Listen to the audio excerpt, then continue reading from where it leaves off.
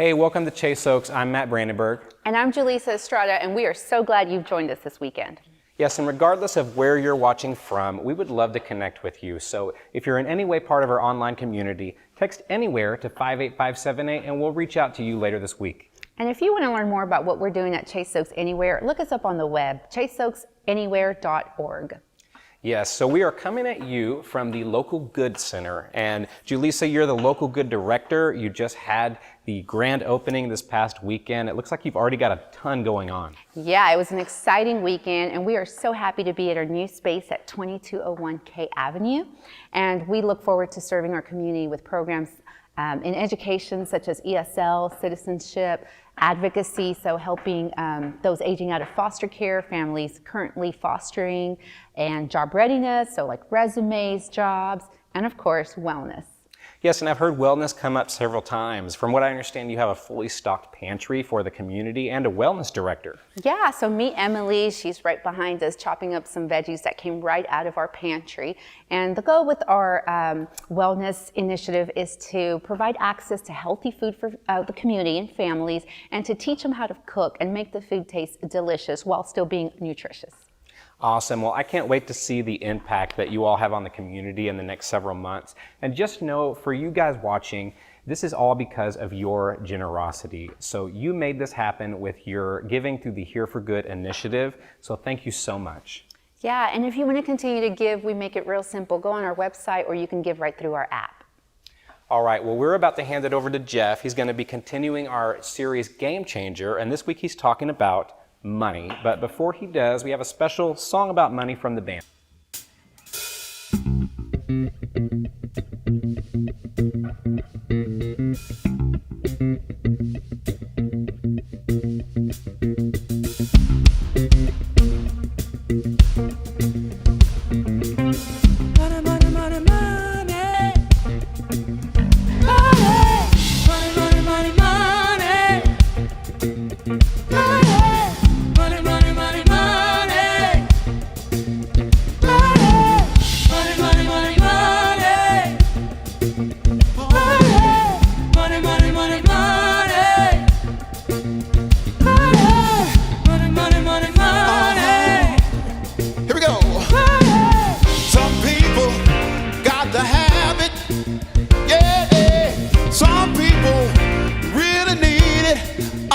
Listen to me, y'all. Do things, bad things with it. Oh, yeah. They ought to do things, good things with it. Like we do at Chase Oaks, yeah. Come on.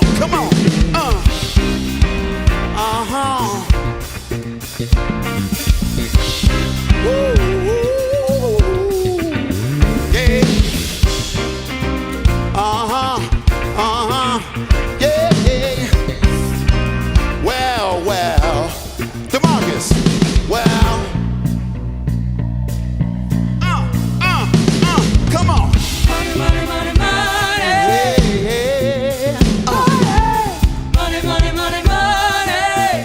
Talk about cash money, y'all. Listen to me now. Hey. Here we go. Oh, yeah.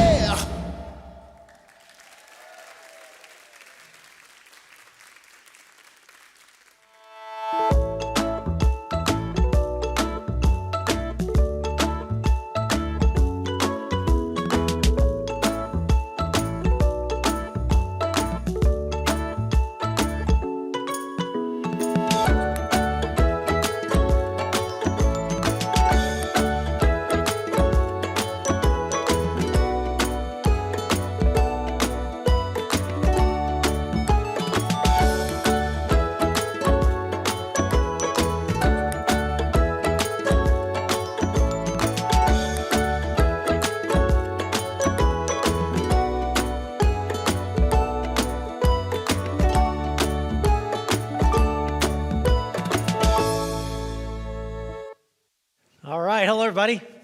Really good to see us. So whether you are here at our Legacy campus where this platform is, one of our other campuses in Dallas or maybe San Antonio. I was there last week with our San Antonio campus.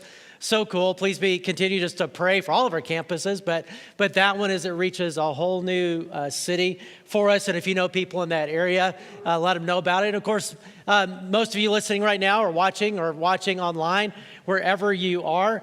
And wherever you are, again, we're just really glad that you are here.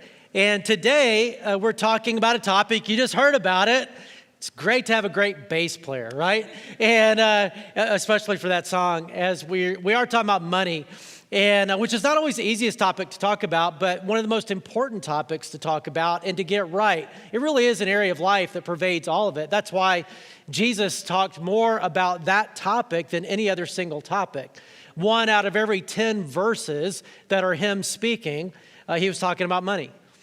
About half of the parables that he taught were about the same topic. Again, because it is such a big area of life. And it's part of this series that we're in called Game Changer, about a game-changing reality that once you understand it, really changes everything about how you think about life. And really, life is full of those kind of aha moments where time to time we kind of have this realization that's like, oh, that's why that is, or, oh, that's the way I'm supposed to do things, or, oh, that's the, just kind of, things just kind of make sense a little bit. And I was thinking back in my own life of times like that, and the one that popped into my mind was all the way back to 4th grade.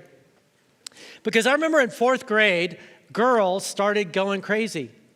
Like really, girls got all of a sudden really weird and goofy, and I didn't understand what was going on. And I don't remember exactly what happened, but we were on the playground, and this girl, 4th grade, did something, and I responded in a way like she pushed me or did something, and I responded in a way that made her cry, and I didn't understand why that would make her cry, and I just did it again.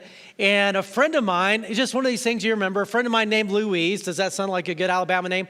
Louise came over to me and she was like, "You big dummy." And I was like, "What?" And said, "She likes you. And what you did just hurt her feelings."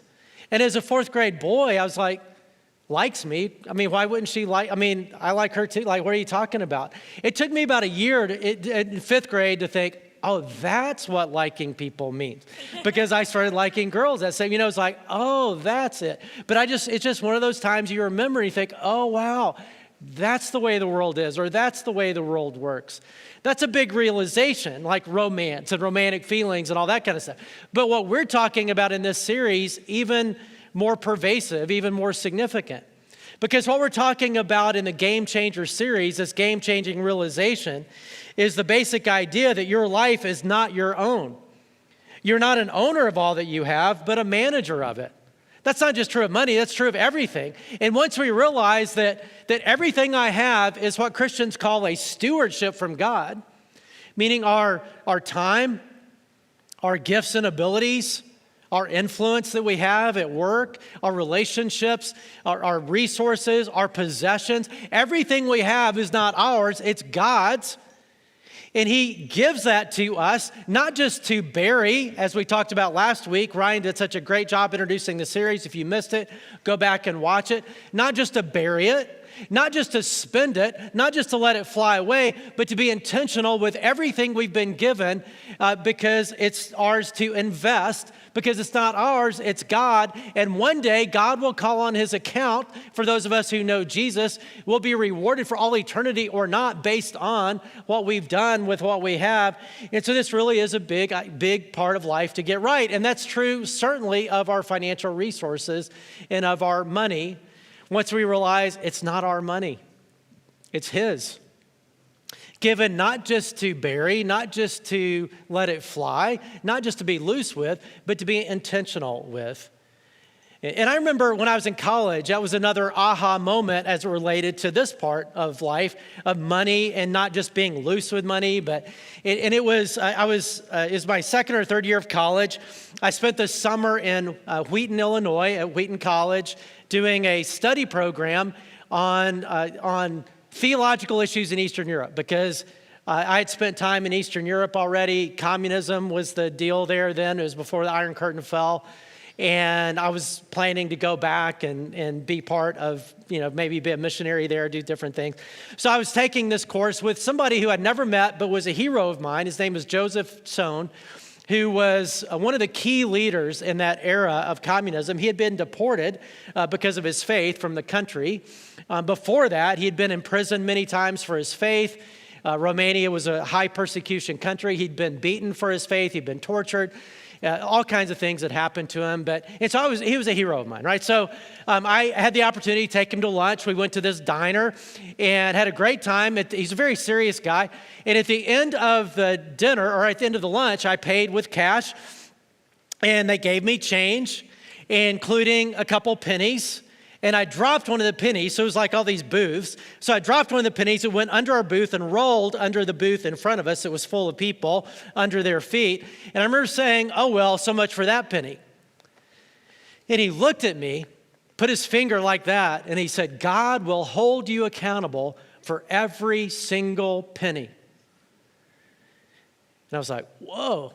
Okay, and so I decided, well, I'm not going to just let it go then. So I just, I was just kidding about letting it go. So I go underneath the booth in front of me, and I'm pushing people's feet away, trying to dig under that nasty stuff for that penny. And I found the penny. I have no idea what happened to it after that, but I was going to find it, and I did find it. But that was one of those moments. It was like, okay, I think I'm being a little loose and free.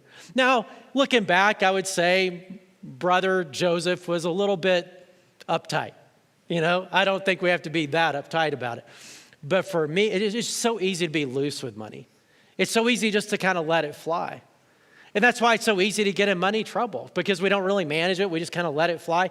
Even if you have more than enough, so you don't really have to worry about budgeting, or you're not going to get in financial trouble because enough comes in that you can just just spend it and it goes. That's really not the way any of us want to roll, right? I think most of us really do want to make a difference with our money. And we realize it's not our money, but God's money. Well, that's a game changer. It's like this past week, my financial planner called and said, hey, we need to have a meeting. And I never like doing that. But we need to, because he tells me things I don't want to hear. But he says, we need to have a meeting and all that. And I was like, okay. But when we have that meeting, we scheduled it. I want him to remember that it's not his money. Right? It's not just his money to go spend or buy his kids braces or go on a vacation. Like, it's money for him to invest for our future, right? Not his future, but our future. Like, it's money I'm giving him to invest. It's my money, but really it's God's money. And every dollar we have is not ours. It's his to invest, to enjoy. And how do we do that well? And that's what we're going to talk about today, is really the invest part. And even if you're not a Jesus follower, I know that you're at a church like this that does a lot of good in the community, my guess, because you want to do good with your life, right? You want to live with an investment mentality, not just a spend mentality, meaning to be not just driven by consumerism in your financial life, but be driven by generosity. That's a value. Because we all know that a consumer-driven life is just kind of gross. You end up just living life for the next thing that is destined for garage sales anyway. And then at the end of life, that just kind of leads to nowhere. All of us really do want to make a difference with our life. I think most of us would say, yeah, I'd rather be generosity-driven in my life than just consumption-driven in my life. That's a value. We all have a value of generosity, but there's a big difference between valuing it and implementing that value. It's really easy to be pretty sloppy in the implementation of that. And the Bible is going to help us to say, hey, let's not be sloppy. Let's be intentional with this. And for those of us who are Jesus followers, this is a really big deal. He talked about it a lot.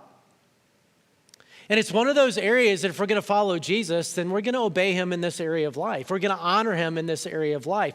And when you follow Jesus, he leads to a whole better way. One that leads to peace, so one that leads to joy, one that, and one that leads to freedom. And so today we're going to talk about money, but not from like a general management perspective. The Bible has a lot to share about that. You know, if you've been around Chase Oaks, the way we summarize that is give, save, live, 3 buckets. A lot of, you maybe have heard 10, 10, 80 as a baseline, 10%, 10%, 80%, meaning don't live on more than you make, which is a typical American thing. We go into debt. Don't do that. Live on less than you make, 80% or whatever the percent you choose. And you say, I'm going to give, I'm going to save for the future. I'm going to be wise. The Bible talks about that, and I'm going to live on the rest. That's a great thing to talk about, but we're just going to focus on the invest part. We're just going to focus on the give part to say, hey, if I'm going to be generosity driven and I'm going to be intentional in that area of my life, what would guide my generosity if I want to really become that kind of person? And the good news is the Bible has a lot to share about how to be that kind of person. So that's what we're going to look at. I mean, it's really interesting, such a big deal. Jesus talked about it a lot. But there's 500 verses in the Bible on faith, which faith is a big deal. 2,000 on what we're talking about today, on money. Because it's just that big of a deal. So if we're going to build a financial plan that has generosity at the center, what does that look like?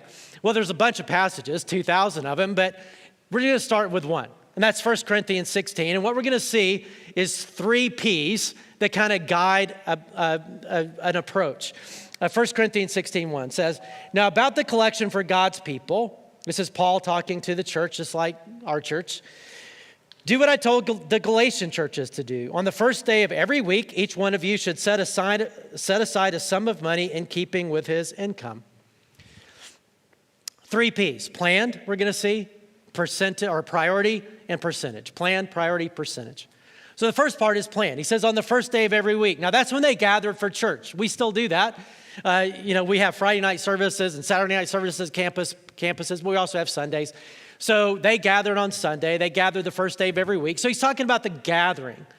And for 2,000 years, that's been something that Christians are called to do what we're doing right now, and that is to gather together.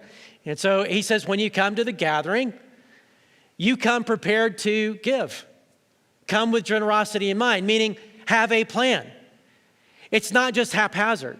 It's not just sporadic. It's not just, oh, wait a minute. Yeah, let's see what I got. It's come with a plan, meaning to have a budget, have a plan of spending money that includes a generosity plan that you know what you're doing.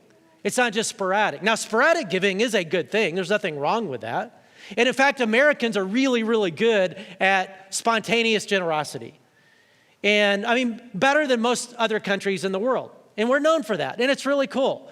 Like when there's some kind of disaster anywhere around the world, Americans will be like, man, I want to do something. I want to give to that, which is awesome.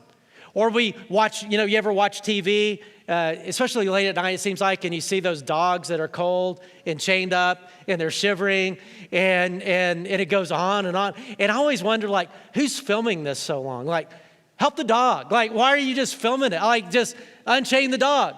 Feed the dog, put a blanket on the dog, whatever. But, and I guess they're wanting you to feel that way. So you're like, yeah, we'll do that if you give money. And you're like, okay, I'll give money because I don't want dogs looking like, I want dogs to be happy. So I'll give money. And Americans are really good at doing that. And that's cool. We should be. In 1 Timothy 6, it says that we are to be generous and ready to share on every occasion, meaning to live with an open-handed life. To say, man, yeah, when I see needs and stuff, I'm going to be open-handed with what God's given me, and I'm going to be spontaneously generous. That's really cool. Americans are great at that. I think that's awesome. What we're not so great at is really the major teaching on generosity in the Bible, and that is not sporadic generosity, but systematic generosity or planned generosity.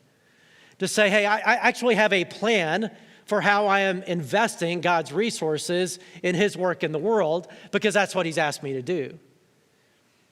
And for anybody who wants to be generous, planned generosity is way more effective than just sporadic generosity. But for a Jesus follower, this is not optional.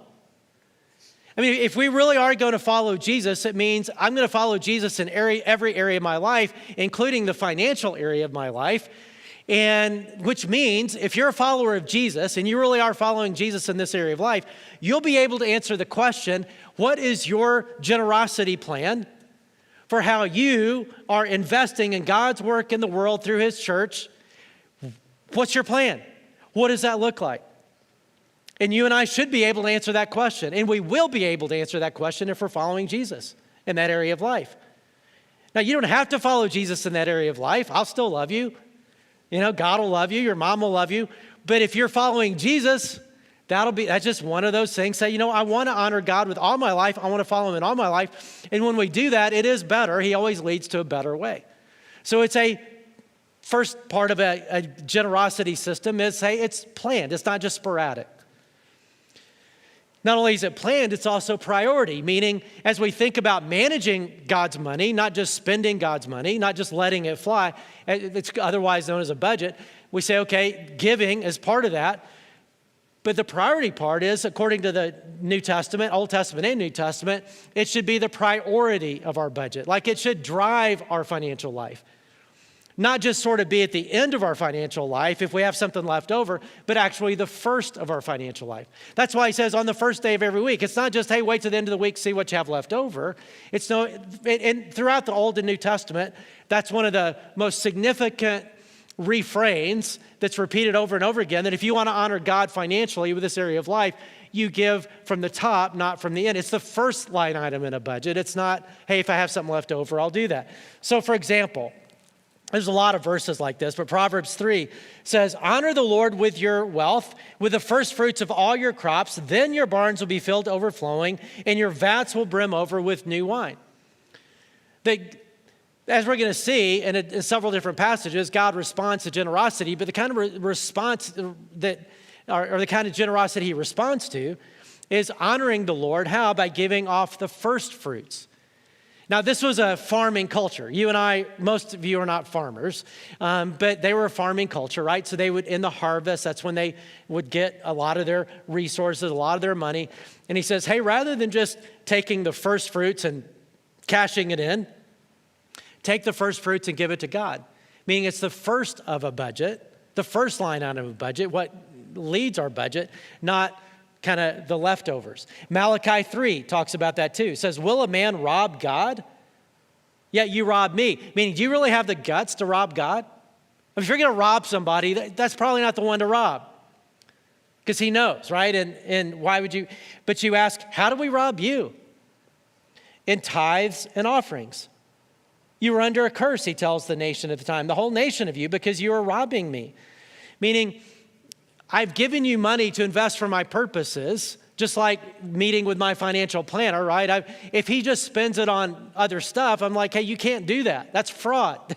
That's what God is saying. I've given you this for this purpose, and you're fraudulent. You're using my money for things that are not the things to use it for. You're robbing me. How am I robbing you, say? And he says, well, bring the whole tithe into the storehouse, that there may be food in my house. Test me in this, says the Lord God Almighty, and see if I will not throw open the floodgates of heaven and pour out so much blessing that you will not have room enough for it. It's the only time in the Bible that we're told, we'll come back to that, it's called to test God. But he says, just give, and well, he goes on in Malachi 3 to say, hey, look, you're not giving the first fruits. You're not giving the whole tithe. You're holding back. You're giving the leftovers. And actually, after a while, he says, don't even bother. If that's your heart, if you're just going to, instead of being generosity focused and honoring me with the first fruits, if you're just going to kind of give leftovers and all, don't even bother. I don't need it. Doesn't honor me. Make it a priority of budget. Now, when you think about that, there's only so many ways to use money, right? You can spend it. You can pay taxes with it. In fact, you better pay taxes with it. That'll catch up with you. Pay debt with it. That'll also catch up with you if you don't. So, eventually you got to do that. Save it. Bible talks a lot about that. Good thing to do. By the way, we've saved more as a nation in the pandemic than any other time in our history. We weren't so good at that before. In 2000s, we had a negative savings rate. The average American saved minus 1.7% a year. That's not a good financial plan, by the way. Or give it. Give it to people, give it to God, give it to the poor, give it to whatever, right? Those are the things you can do. And most American Christians kind of do it in this order. They spend it, pay it. And if there's anything, the give it is kind of at the bottom. If there's something left over, well, they'll, let's give some. And what God is saying is, no, be generosity driven, not spend driven. It's okay to enjoy things, it's okay to consume things, but don't let that drive your financial life. Just reverse the order. Give it at the first, and that's what honors God. That's priority. Well, then you say, well, if I'm going to give the first part of it, then what part of it do I give? How much do I give? It's a great question. In fact, ask the question, how much do I give? Yeah, thank you. Good question. And what he says is give a portion. In 1 Corinthians 16, give a sum, or a better translation is portion or even percentage, meaning there's like a pie, there's different portions. He says give a portion, give a percentage, and have a plan. Know what you're going to give. Make it the first percentage. Make it a priority. Come ready to do that. So it is a portion. It is a percentage. Well, then you say, well, what percentage? What portion should I give? That's a great question. Throughout the Bible, there is a very key word that helps answer that question. We've already said it a couple of times in the passage we read, and that's the word tithe. And if you've been around church, if you've been around Christians, you've probably heard the word tithe. In fact, we use that word very loosely to talk about just giving to church especially. I tithe to my church. And so you might have somebody say something like this. Oh, I tithe. Yeah, I tithe to my church. I tithe $50 a month to Chase Oaks, and I'm regular. I tithe $50 a month. That's probably a very loose way to talk about tithing. Okay, now I'm no math whiz. Remember, I was educated in Alabama. Math was never my favorite subject. I made good grades because I was the kind of person that, for whatever reason, it actually wasn't that healthy, but was really motivated to make good grades. But I didn't enjoy math. That was not my favorite thing. I just did what I had to do to make the grade. So I'm not a math genius. My dad, he was in that category, not me. But I think I'm right on this, that if you tithe $50 a month, that works if you make $6,000 a year. Because a tithe literally means a tenth. It's 10%. That is what a tithe is. So to say, I tithe or I tenth, $50 a month. Well, again, if you make $6,000 a year, then you tithe. But probably, right, most people make more. They're regularly giving, which is cool, but that's not the same thing as a tithe. And in the Old Testament, it was mandated. You tithe. In fact, there were multiple tithes in the Old Testament. Some years there were 3 tithes. You gave the 30%. Some years it was 10%. Some years 20%, depending on their calendar.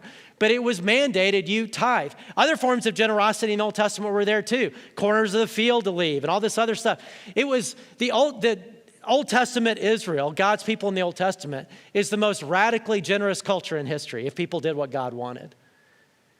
And it was mandated. Now, right now, mandate's that's a unique word right now, right? Mandates.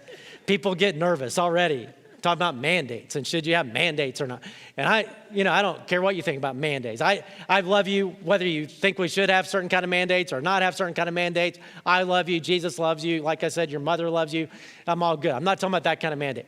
But in the Old Testament, all that stuff was mandated, generosity. It was part of the law. In the New Testament, we're no longer under the law. It's not about mandated generosity. Got to give 10% or some years 30% and do all that. We're not under the law anymore. Now we're in an age of grace where there's leeway, where we make decisions about what am I going to do with my money or God's money. And it's not just that simple of saying, well, tithe 10%. That is the kind of the starting point going into the New Testament, the benchmark going into the New Testament. But as Jesus talked about in the Sermon on the Mount, it's really realizing, hey, it's not just 10% is God's, 90% is mine. It's all God's. And therefore, how am I going to give and how much am I going to give? 10% is a great place to be a benchmark to start. For some people, it's too little. Some people, it's too much. It is a good starting point to talk about. Then you think, well, wait a minute, if there's leeway, then how do I decide? Like what percentage? And the Bible helps us with that. In 2 Corinthians, it gives us some things to think about. One thing to consider, 2 Corinthians 8:12, is our ability. What is our ability right now? He says, for if the willingness, meaning is your heart's there, you want to be generous, you want to give, the gift is acceptable according to what one has, not according to what he does not have. Meaning, for some people, they have a lot of ability and 10% is way too small. For other people, where they're at right now, there's no way they can do that. Certainly, if you're living off 120%, to even just get to 100% of not going into debt, Or even just, those are big steps. A lot of people can't just start with, I'm going to start giving 10% away or whatever. But it's still a good benchmark to think about. But ability is something to consider. I remember, this was a while back now, meeting a UTD college student in our church. She's not in college anymore, but she was then. And she was like, and she was in tears because we had talked about, giving and a benchmark at Chase Oaks we talk about sometimes is 10, 10, 80 is a plan that a lot of us have adopted to say I'm going to give 10%, save 10%, live on the rest, 80%. And she was, and I tried to make it clear that about flexibility, but I guess I didn't. And she was like teary, and she said, I really want to honor God with my resources, but I don't know how to get to 10% in giving because, and then she started telling me her whole budget. And she's completely on her own in college, no parental help because of different things that went on with her family, and totally on her own, working 3 jobs. And she was telling me how much she's doing, and she's able to work out 4%, and that's what she gives every month. She gives 4%. And I said, look, you're like way ahead of almost every Christian in this country. I mean, there are some who are, do more than that, and that's really cool and get to that level. But your intentionality, trust me, God's honored by what you're doing. You have anything to be ashamed of by what you, that's really, really cool. Other people I know, their ability level is totally different. And I've mentioned that. I have a couple friends that give away 90%. They're reverse tithers. And that'd be fun. And it is fun. They have a blast doing that. Obviously, their income is pretty high to do that. High enough they could have houses all over the world. But instead, they give to stuff all over the world. And they're having a ball. So ability is one thing to consider. Another thing to consider is your heart. Is cheerfulness. That God loves a cheerful giver. That's what he says. Each man should give what he's decided in his heart to give. Don't give because I tell you to give. I'm not God. You decide in your heart. You pray about it. You talk to God what he wants you to do. It's his money, not my money. And in terms of where to give it, don't talk to me about it. Talk to God about it. Do what he says. So he says, has decided in his heart to give, not reluctantly or under compulsion, for God loves a cheerful giver. Our heart matters a lot to him. And therefore, it would be better to give less cheerfully than to give more and be grumpy about it. So if you can give 2%, be cheerful, that's better than 20% and be all upset about it. God's like, you know what? Your heart's not ready for that. As we grow, as God changes us, he'll grow our heart. But cheerfulness is something to consider as we're considering that. And then the last thing to think about is God's response. How generous do we want God to be to us? How much of his financial involvement, enablement in our life do we want? This is one of those things that is sometimes manipulated and all that, but it is true. Here's what Paul says. Remember this, whoever sows sparingly, meaning invests or gives sparingly, will also reap sparingly, receive sparingly. Whoever sows generously will also reap generously. And God is able to make all grace, which is enablement, abound to you, so that in all things, at all times, having all that you need, you will abound in every good work. Meaning when we decide to be generosity driven, that engages God's enablement in our life. Just like if I'm choosing a financial planner, I'm going to choose one that invests in things that multiply and make it grow, rather than somebody who just says, hey, thanks for the money, I'm going to go spend it. Right? And that's what God is saying. He's going to enable those who are following him in this area of life. And you and I get to decide how generous do we want God to be, and it's based in part on our own generosity. So when you put all that together to say, man, I really want this part of life to matter. I don't want to just be consumption driven. I always think of the Pac-Man thing. Every time I think about this, I probably talk about that a lot when I talk about this, but with all the dots, a lot of you are like, what's Pac-Man? I know. But the little thing, the little dots, wonka, wonka, wonka, wonka. And it can be so much like that where you just think thing after thing after thing. We probably all have something that we want to buy right now. I do. And ski helmet. for me. And I'll get and then it'll be something else after that. And it's just so easy to go wonka, wonka, wonka, wonka, wonka. And that really control our whole life. And that just gets to eventually, right? It doesn't get to anywhere as opposed to being generosity driven. And when we choose to live in a planned, priority, percentage way, you don't have to, but if we choose to, there's a lot of good things that happen. And for one, we honor God. But we also invite God's enablement into our financial life. If we're just consumption driven, God's like, you know what? Good luck with that. But once we become generosity driven, he's like, okay, that's interesting. That's somebody I can enable. That's somebody, because he enables obedience. We also have peace and joy in an area of life that can bring a lot of anxiety and regret. Because when we just let money fly and we're loose with money, it's hard to be at peace with it. It's so easy to get into money trouble. And same way with joy. When we look back and we know that we've been wise enough to save and we don't spend it all, and we've been generous with what he's given us, we can see how we're making a difference in the world. Then we can look back with joy. And that's why the happiest people I know are the most generous people. It's just those two things go together. And so here's my encouragement. This is not easy to do. But as we near a year, end of a year, and go to a new year, it's a great time to evaluate. Now, I don't know many people who love evaluating budgets and all that kind of, some of you do, sick people, but I don't. I don't like that. But it's always a good thing to do from time to time to say, God, this is your money. It's not my money. And I want to do it well. And I really want to be a generosity-driven person. So just, if you're married, talk about it. Have a conversation. If you're single, talk about it with a friend. Certainly pray about it because it's God's money. And just say, what is our plan? And certainly as a Jesus follower, we will have a plan. We'll be able to answer the question. This is what drives my financial life. This is my giving plan and how I'm involved in what God is doing in the world. And how he's using me to resource, because that's how God does it. And this is my plan. This is what I do. We'll be able to answer that question. And the other big thing that happens when we do that is God responds to it. God responds, as we hinted at earlier, generosity to generosity. He kind of waits to see what we do.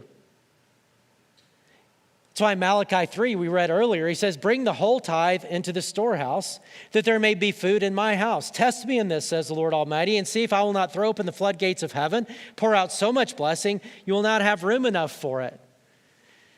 Other times in the Bible, we're told, do not put the Lord your God to the test. This is the one time where God says, you know what, this time do it. Put me to the test. Start giving, he says. Start giving, be generosity driven. Start doing what I tell you. Just honor me with this part of life. Give in a planned priority percentage way and just see what I do. There's all these 40-day challenges, things like that. It's just God's like, you know what? Do the 40-day challenge. Do the 80-day challenge. Just start to give and see if I don't respond. Only time we're told to do that. Now, again, this is one of those things in the Bible that a lot of people manipulate. TV preachers. The Bible talks about those people who manipulate the Bible for personal gain. And the Bible, that's a unique form of evil. And I'm not talking about that. It's not what I'm trying to do. And some of you right now are thinking, see, the preacher's talking about money. He's trying to get my money. I told you if we came to church, they're just trying about your money. And if you can't give cheerfully to church, don't. It's not about that. It's about be generous somewhere. I mean, a lot of us are here. We happily give to Chase Oaks because this is our church and this is what God is using and all that. It's the favorite part of our budget for Christy and me, but our heart's there. If your heart's not there, give where you can give cheerfully, right? That's part of it. Another verse, Jesus said the same thing.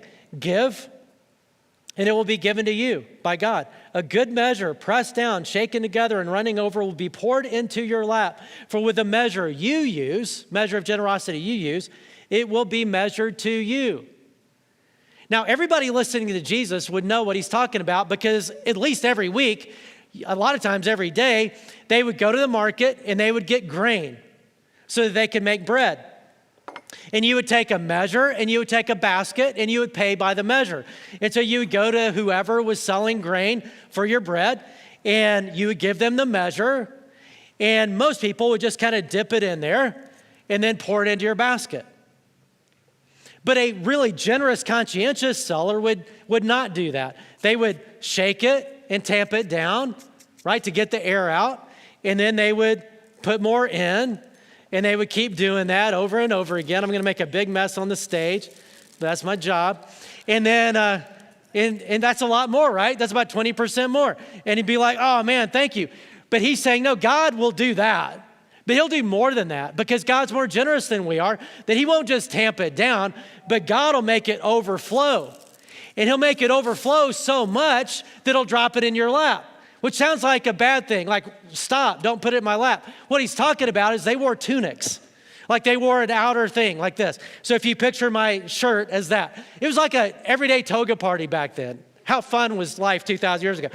And so they would have this toga kind of thing. And what he's saying is that it's pouring over so much, it pours over your basket, that he starts pouring it into your toga, pouring it into your lap. And it's just like overflowing. And so you're walking away with all this stuff. And because that's what God will match our generosity, only much more so. That you and I will never out-generous God. But he will measure his generosity based on our generosity. And some people, most people, use a teaspoon. God says, okay, I'll work with that. Some people use a cup. A few people are smart enough to use a bucket, but it's our choice. God responds generosity to generosity. And not only that, one day, which is the point of this series, you and I will stand before God, if we know Jesus, in heaven. There'll be this judgment called the Bema Seat judgment. And our reward for all eternity will be based on our faithfulness with everything we've been given. Not just our money, our time, our gifts and abilities, our power, our influence. It's not for us, it's for others. It's for his work in the world. That's the idea of stewardship. Is that we're not owners of what we have, but managers of what we have, asked to invest for his purposes. That's our privilege. And he will reward us like he's generously for all that we do. Now think about that moment. Just project yourself into the future. At that moment, standing before God. Because at that moment, things will be really, really clear about priorities, about what's most important. And I know for me, I'm like, sometimes I just think, okay, if the Jeff there, future Jeff, at that judgment, what would future Jeff say to Jeff right now about the way I'm spending my life and my resources? And I know what future Jeff would say. So, you big dummy, what are you doing? Do you not realize, like, this is real? Like, this is signal. Like, remember what's important, and remember it's not yours, it's God's to invest. And that's a challenge to me as I reevaluate what God's given me. Maybe it'll be a challenge to you too, but it's certainly one we can go to God with because he really wants what's best for us in this area of life. And it's so easy to have the value of generosity, but what God says, let me enable you to actually live out that value. So with that in mind, let's bow our heads together in prayer. And God, I do, first of all, thank you for your generosity to us because you chose to give everything. And all that we have is yours. And I thank you that you love for us to enjoy what we've been given to your glory. We're told to do that. Nothing wrong with that. But we're also told to invest it for your purposes. And God, we just want to know. Just speak in our hearts and lives. What do you want us to do? How are we doing?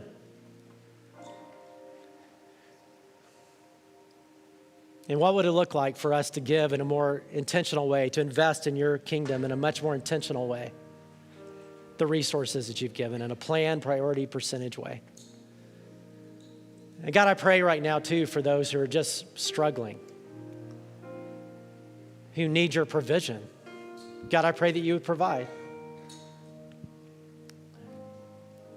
I pray for those who, in their home right now, there's just a lot of financial tension because there's disagreement in the home about money.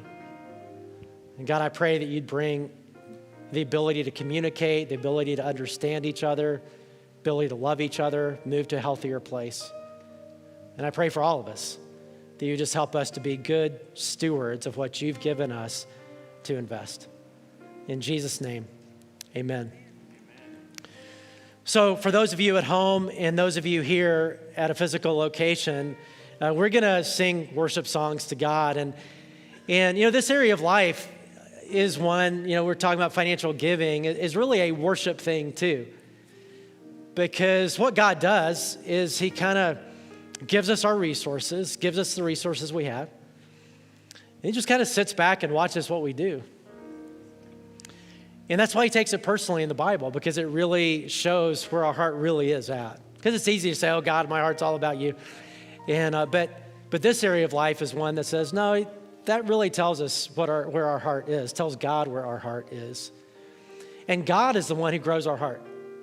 And what I love about this next song is that it's really about God refining us and refining our heart and growing our heart for him. And so let's stand together if you're in the room, however you want to do it at your house right now, or wherever you are listening or watching, and let's sing together.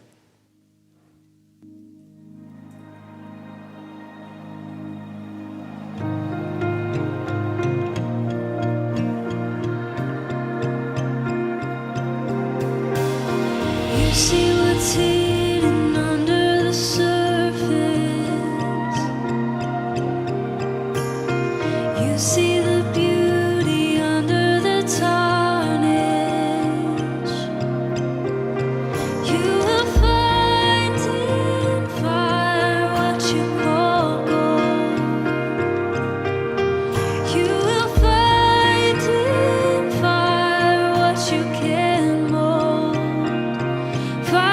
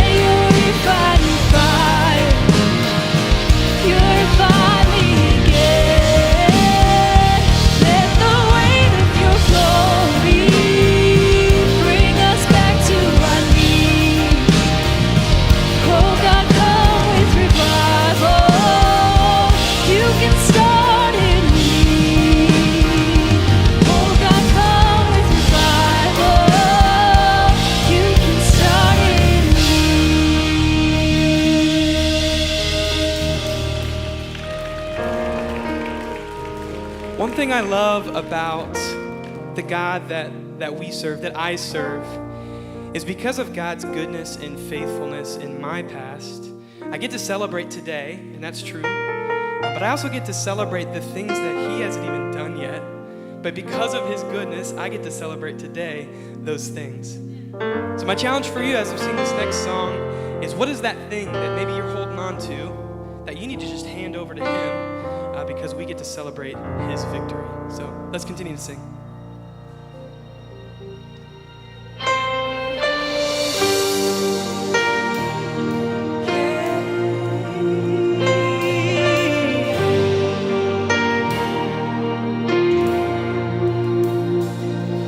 The weapon may be formed, but it won't prosper. And when the darkness falls, it won't breathe. 'Cause the God I serve knows only how to triumph. Yeah, my God will never fail. Sing, my God. Yes, my God will never fail. I'm gonna see a victory. I'm gonna see a victory. For the battle belongs to you, Lord. I'm gonna see a victory. I'm gonna see a victory. For the battle belongs to you, Lord.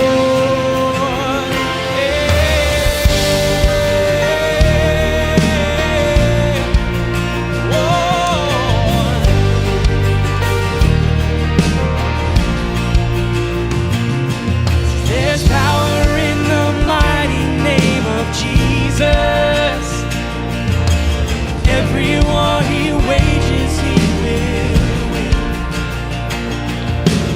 I'm not backing down from any giant. No, 'cause I know how this story ends. Yes, I know how this story ends. 'Cause I'm gonna see a victory. I'm gonna see a victory. For the battle belongs to you, Lord. I'm gonna see a victory. I'm gonna see a victory. For the battle belongs to you, Lord. I'm gonna see a victory. I'm gonna see a victory, yeah. The battle belongs to you, Lord. I'm gonna see a victory. I'm gonna see a victory. For the battle belongs to you, Lord.